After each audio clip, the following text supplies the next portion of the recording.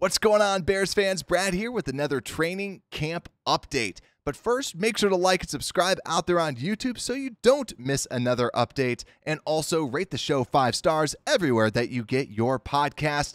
Link below in the description on how you can also enter to win a free Darnell Wright jersey that we'll be giving away to some lucky listener. And also, we'll be live on YouTube 7:30 tomorrow to break down the first preseason game against the Tennessee Titans. I love our preseason coverage. We give you who to watch for so you can enjoy the game every single quarter, and we give you a little list of who to watch. But guys, we got to talk about some training camp updates today. Who was the best? Who didn't look so great? Offense, defense, injuries. Let's get it started. Overall today, it was a good day. Some hiccups from the offensive side of the football. Tyrique, Stevenson, Chase Claypool were kind of going at it. No fight, but just a lot of jawing out there. But also some other news that we heard today. Matt Eberflus said that he will be playing the starters against the Titans on Saturday. For those out there on YouTube, let me know in the descriptions, do you agree with this idea of playing your starters? Because to me, I'm more than fine with it. I think that they can easily just put the starters out there. No one, maybe except for DJ Moore, has earned to not play in the preseason. They need the reps. They need to be out there together as a team. That's just my take on it, but let me know down in the description. But let's talk about the most impressive, because speaking of DJ Moore, he deserves to be on the most impressive. That's why he is most impressive for the offense today in training camp. Stock up, and literally, he could be here every single day. He has always performed great and just been the best player on the field, quite frankly. And Adam Hogue described it as he reminds him of Khalil Mack when Khalil Mack was on the Bears, where after we added him, he was the best player, and he just looked different than anyone else out there. He's able to break in and out of his routes better than anyone else. He has great hands, whether the ball's behind him or on the money. The guy's making the grab, and you love to see it, and especially since we have him for $16.5 million a year.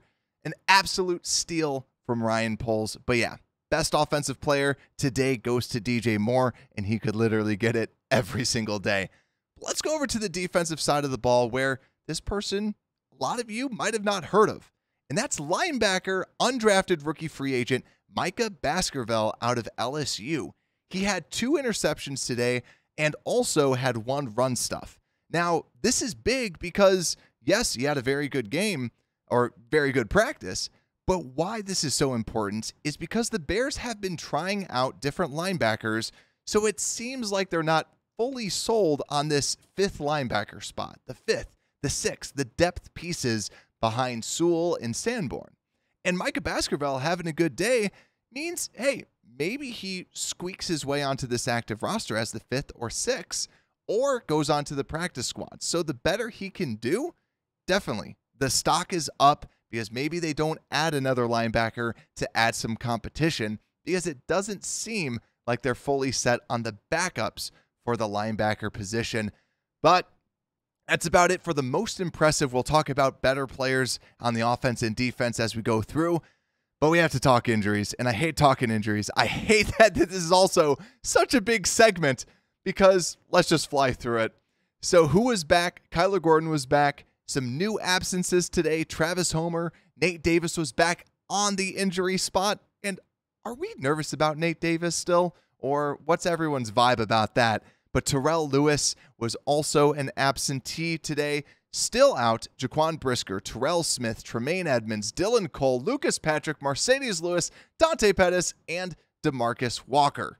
Also, people that got injured but didn't return to practice include Alex Leatherwood, Chase Claypool, EQ St. Brown, Deonta Foreman. So yes, that means our boy Roschon got some first team reps at the running back position today.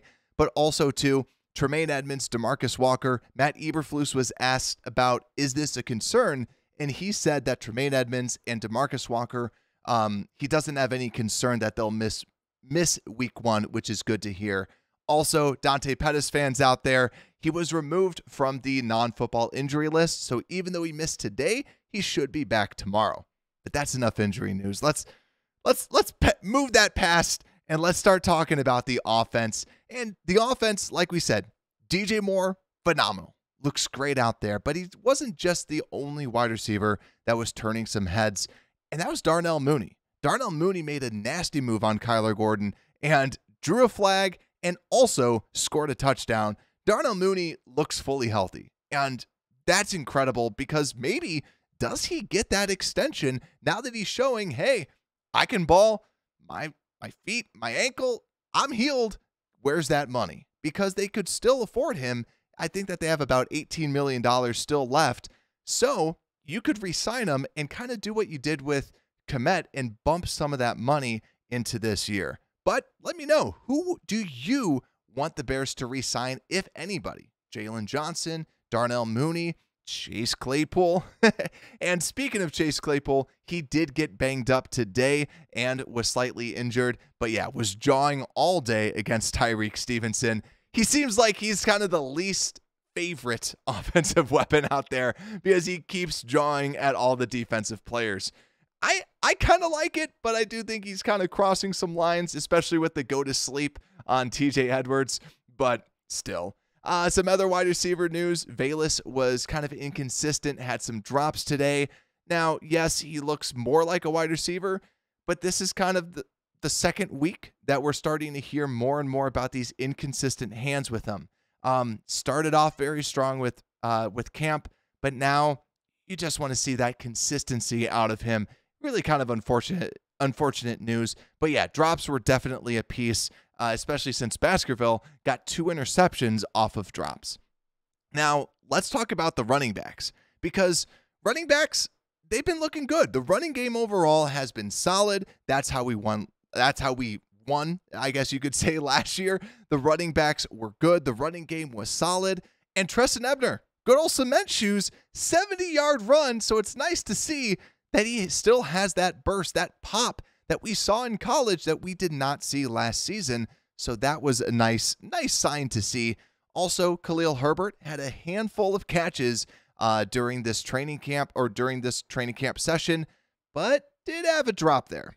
Also, Roschon Johnson got some number 1 reps with Deonta Foreman out, and as you would expect, the dude was laying the lumber on some of these defenders with blocking, with hitting, just with the ball in his hands. The guy is a tank, and he's going to be smacking people in the face, but did have a drop. And that's still my big question is, he looks to be the best blocker. You know he's going to lay the lumber in the running game, but he needs to just show that he can catch, that he can run crisp routes out there, which might take some time. But also on the offensive side of the football, going to the offensive line, a lot of talk about Darnell Wright. He had a handful of false starts today. Also, Clay Harbor mentioned this on Twitter. He said he showed flashes, but just overall up and down. And on CHGO, they kind of echoed that, saying Darnell Wright has looked, quote unquote, slightly underwhelmed by Darnell Wright. Now, this is something, my take on Darnell Wright is this. I don't think that we need, let's not put the bar up here just because he was number 10 overall. Let's not hype him up that he should be great. But at the same time, hearing these things, it's not surprising. He's a rookie. He needed time at Tennessee to kind of evolve and be a good tackle. He's going to do the same thing most likely at the NFL level. He's going to need time to grow. He's going to need time to develop. So if he struggles week 1 in the preseason, don't think of it as a death sentence. Just think of it as a training opportunity. He's a very talented player. He's got good feet. He's got good size. He just might need some time, right? So let's just set the expectations that he's not going to be elite right out the gate. Just set some reasonable expectations for the kid, because that's the right thing to do with this. But yeah, Darnell Wright was kind of not under fire, but just kind of more things were brought up about Darnell Wright. And I know on this show we have said that, yeah, give the kid some time. But let's flip over to the defensive side of the ball, though, where, like we said, Baskerville, 2 interceptions, but I also want to highlight Noah Sewell. Now, Noah Sewell is the backup middle linebacker when Tremaine Edmonds is out, and he was flying all over the field today. I remember saying during the first day of practice that Sewell didn't really impress me, but more and more and more, he's getting his instincts. He's showing that now. The more that he's practicing, getting used to the defense, he's really looking explosive, really kind of gliding out there. It's great to see because it feels like we have 4 starting linebackers on this team, but we really only have 2 primary spots with the nickel defense. So it's nice to see Sewell really kind of getting his feet underneath him and showing the instincts that he showed not last year in college, but the year before that.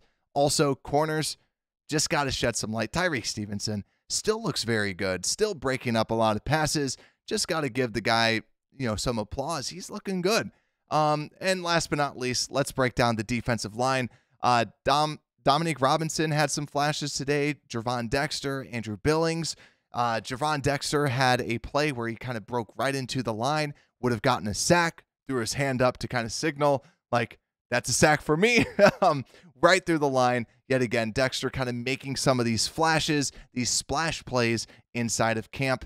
And also, a little bit of news, Zach Pickens said that he was exclusively working at nose tackle at the defensive tackle positions, which I thought was pretty interesting because I always saw him more as that specific 3-tech and someone that you don't want as the nose tackle. But it made sense, especially since on the depth chart, he was right behind Andrew Billings. So it looks like they kind of like Zach Pickens as the nose tackle, which was a little surprising to me. But that about wraps up our training camp coverage for today. Like I said, make sure to like and subscribe out there on YouTube so you don't miss an update. We'll be live tomorrow, and I hope to see you there. And with that, Unbearable Sports Podcast, we are out.